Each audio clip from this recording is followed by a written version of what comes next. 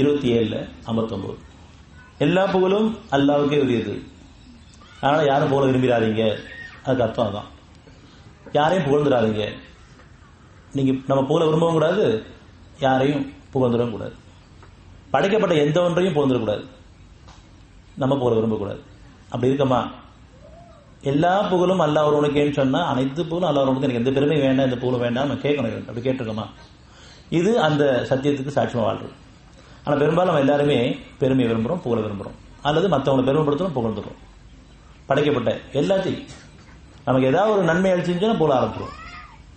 உணவு கூட புகழக்கூடாது, அது அவன் படைச்சது. ஆனால் உணவு படைச்சவனுக்கு போகணும்.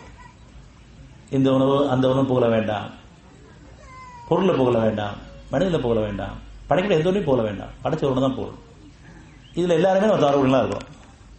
ஒன்று நான் புகழ விரும்புகிறேன், அல்லது மற்றவங்களை புகழ்கிறேன், அல்லது பொருளில் புகழ்கிறேன், இல்லை படைக்கப்பட்ட அத்தனையும் நான் புகழ்கிறேன். எனக்கு நன்மை செஞ்சு போடுறேன். அந்த நன்மையெல்லாம் இரண்டு வந்ததுங்கிற அந்த நன்றி உணர்வோடு அவனை போடுறதுக்கு பதிலாக நம்ம அங்கேயே லாக் ஆயிடுறோம், இணை வைக்க ஆரம்பிச்சிடும். புகழ் மிச்சம் கிடையாது, புகழ்ச்சி மட்டும் கிடையாது, இணை வைக்க ஆரம்பிச்சிடும். நாளைக்கு இது இருக்குது, அது இருக்குது, அவங்க இருப்பாங்க, இவங்க இருக்காங்க, உதவுவாங்க. இறைவன் சொல்றது எல்லா புகழும் அல்லாஹ்வுக்குரியது. இன்னும் அவன் தேர்ந்தெடுத்து கொண்ட அவனுடைய அடியார்கள் மீது சாந்தமும் சமாதானம் உண்டாவதாக. அதனால் தேர்ந்தெடுத்து கொண்டு வந்திருக்கிறான். பல கோடி மக்கள் இருக்காங்க, இங்கே மட்டும் இல்லை, அவ்வளவு கூட்டங்களையும் அவன் தேர்ந்தெடுத்த மக்களை அவன் சாட்சியமாக வாழ்றதுக்காக ஒன்று கூட்டப்படுறான்.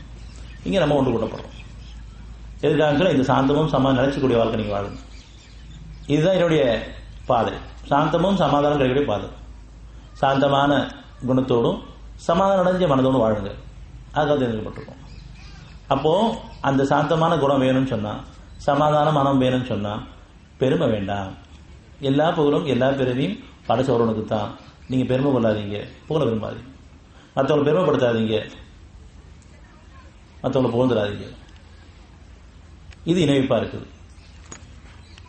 தன் அடியார்கள் மீது சாந்தமும் சமாதானம் உண்டாவதாக. அல்லாஹ் மேலானவனா அல்லது இவர்கள் இணையாக்குவையா? இணைவிப்புங்கிறது ஒரு வழிபாடு மட்டும் கிடையாது. என்ன நாம் நம்பி நான் வாழ்றது இணைவிப்பு தான். எல்லா புகழும் எல்லா பேரும் எனக்கு வேணும் நினைச்சா இணைவிப்பு தான். அந்த விஷயத்தை நம்ம புரிஞ்சுக்கணும்.